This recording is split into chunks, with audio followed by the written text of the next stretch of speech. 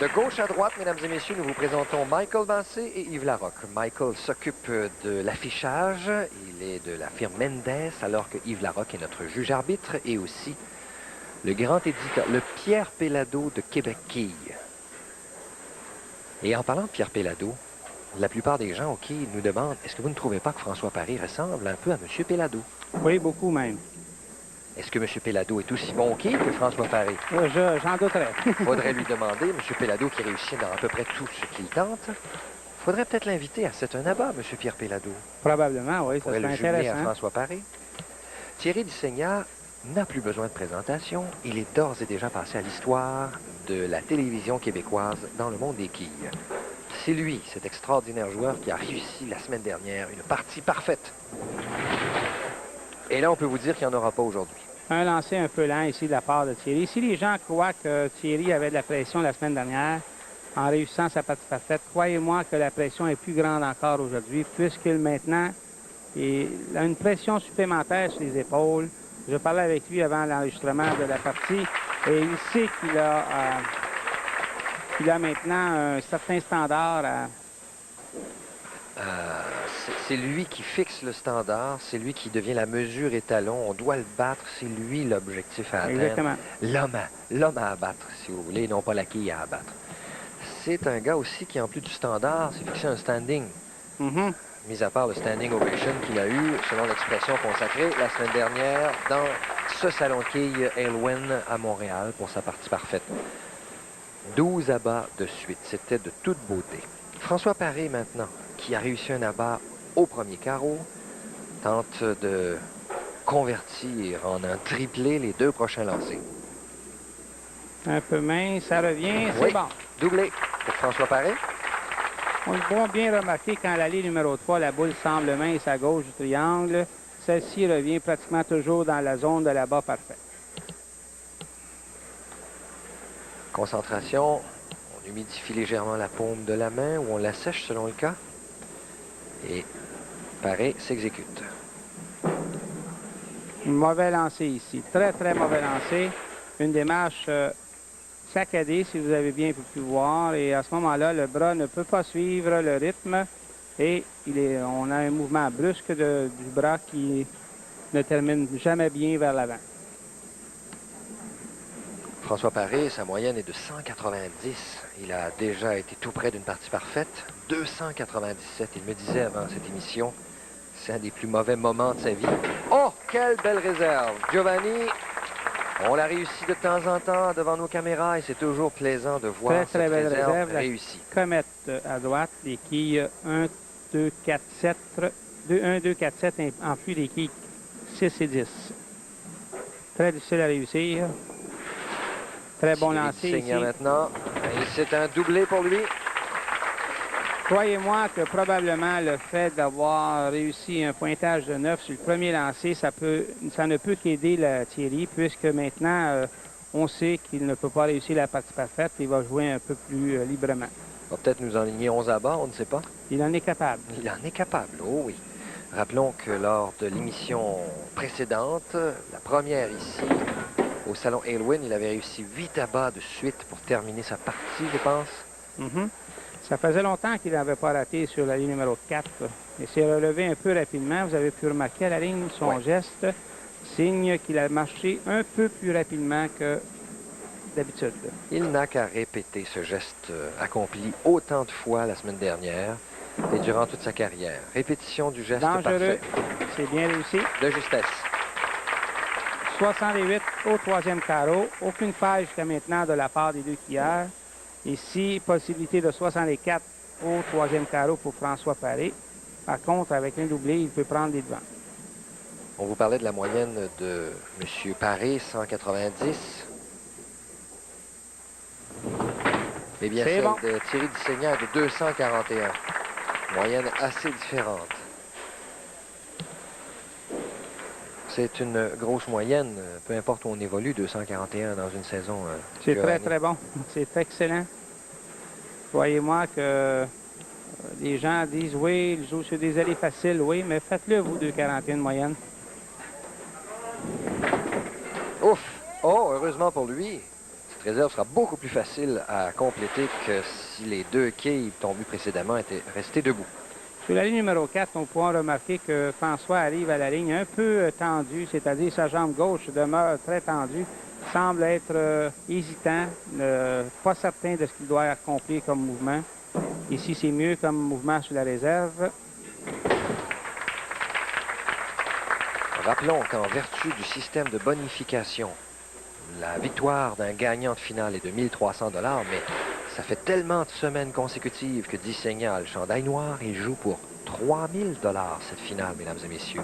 Et comme il a déjà 12 000 $ en bourse depuis le début de l'année, ça commence à faire beaucoup d'argent, monsieur Rossi. De l'argent comme jamais on en a gagné à la télévision depuis le début du championnat des quilles. Et la meilleure chose qui pouvait arriver à Thierry dans cette partie suivant sa partie parfaite, c'est d'avoir un match serré. C'est ce qu'il a. 84 à 88 en sa faveur au 4e carreau. Il a l'avantage d'avoir un abat en caisse au 5e comparativement à la réserve de François. 2 abats en caisse. Le dernier étant un petit peu chanceux, en ce sens que la quille a chancelé un bon bout de temps. Croyez-moi, ce n'est pas de la chance. Non, non, non. C'est un abat qui peut sembler chanceux à l'occasion, mais ce n'est pas de la chance. Il y a beaucoup de travail derrière ça. Le fait d'arriver à la ligne avec une meilleure extension lui procure ce travail dans les quilles que les autres quilleurs souvent n'ont pas. Ici, on pourrait dire qu'il est malchanceux. Oui, j'allais le dire. Par contre, il faut comprendre que lors de son mouvement, nous avons bien vu son bras, au lieu de terminer vers l'avant, en extension, il a terminé plutôt en tirant vers de reculons un peu. S'il n'avait donc pas eu là-bas, il aurait été malchanceux. Je me suis mal exprimé. Exactement, Merci. oui. Merci, M. Rossi. Ce n'était point mon idée de vouloir vous reprendre, M. Giovanni, l'œil de l'analyste, l'œil de lynx, l'œil du tigre qui est le vôtre, qu'on pense 100 fois pour les yeux de profanes qui sont cachés derrière mes lunettes. Était-ce bien dit? François Paré, pendant ce temps, a malheureusement commis son premier carreau vert. J'ai de la difficulté à employer le mot réussir un carreau vert parce qu'une réussite, c'est positif. Et c'était le premier de cette rencontre entre les deux quilleurs. Et là, ben, cette trouée-là va probablement lui donner un autre carreau vert, malheureusement. Voici le numéro qui a été tiré en début d'émission. Si vous l'avez, monsieur ou madame, madame ou monsieur, vous composez le 514-482-1040. 126 819, pris parmi les coupons provenant des cartes de membres des Salons Quilles Associés du Québec. C'est bon pour un téléviseur 14 pouces de marque JVC. Notre prix hebdomadaire. Je voudrais apporter une rectification sur le classement des 40 premiers. Le 40e position n'est pas Daniel Desjardins, mais bien Michel Saint-Pierre, qui, on se souvient bien, nous avons visité au Salon Quilles 5 étoiles, qui est un des copropriétaires de l'endroit. Réussi pour François, plutôt Thierry Dissegna. C'est un triplé. Et ici, avec face aux deux carreaux verts, au 6e et 7e carreau de François Paré, Thierry prend une sérieuse option sur la victoire. Vous voyez qu'au 5e carreau, il a le même pointage que l'autre au 7e. Et Thierry Dissegna, en réussissant un 4e abat, va planter un clou de plus dans ce qu'on pourrait appeler le cercueil de son adversaire, mais ce n'est pas le cas. Quelles sont les chances de réussite de cette réserve, Giovanni, même pour un quilleur comme Thierry? Et serait sûrement tenté d'en montrer, d'en mettre plein la vue aux gens en tentant la réserve, mais son jeu n'est pas cela. Il se doit de tenter les deux quilles du centre. C'est bien fait. C'est ce qu'il a fait. Oui, c'était un écart. On l'accepte, on récupère les deux quilles. Un léger relâchement de la part de Thierry, c'est tout à fait normal. Par contre, il vient de donner une dernière chance ici à François Paré. C'est à lui d'en profiter. Possibilité de 208. Pour François Paré. Oui.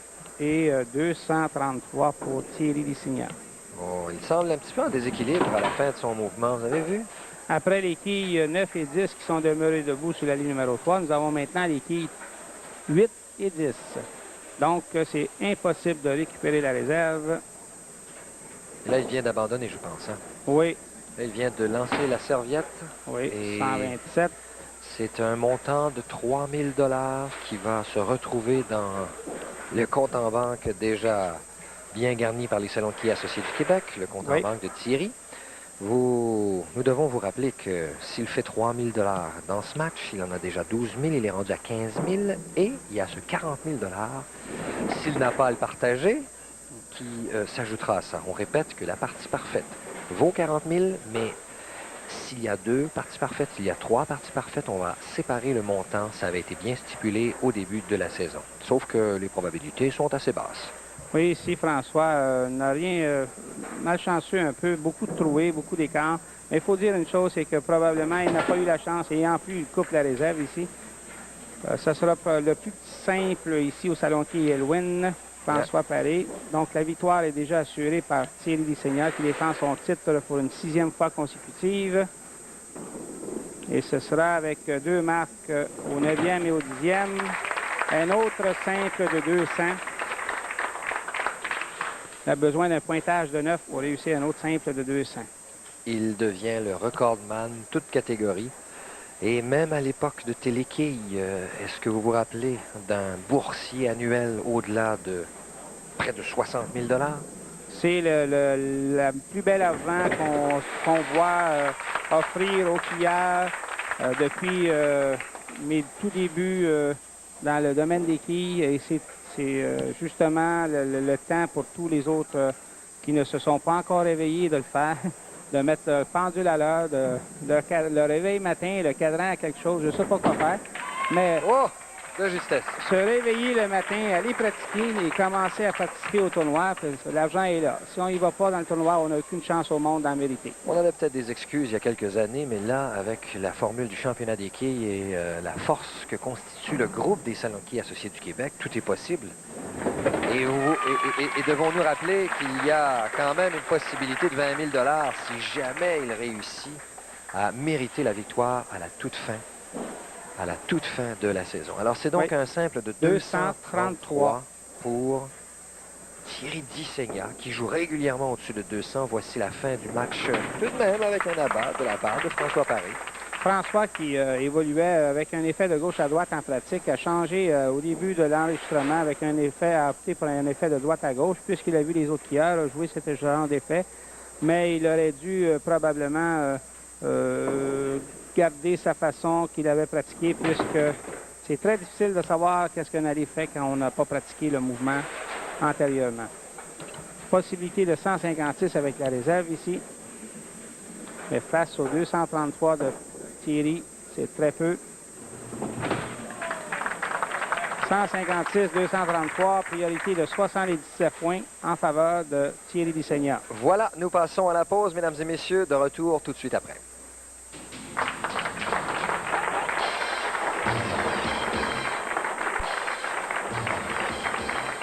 C'est donc un total incroyable de 15 510 $ que possède Thierry Dissegna en tête des boursiers devant Stéphane Barth, Marc Brière et depuis la semaine dernière, Marcel Savard.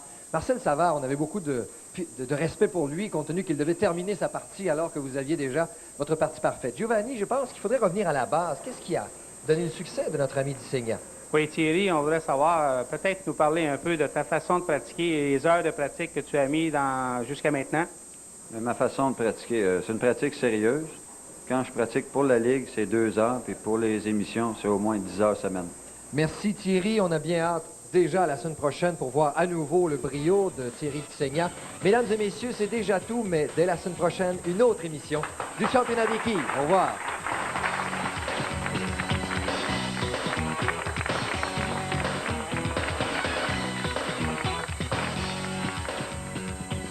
Le plein air, les plaisirs de la nature. Découvrez votre univers avec Oxygène, aujourd'hui, 16h.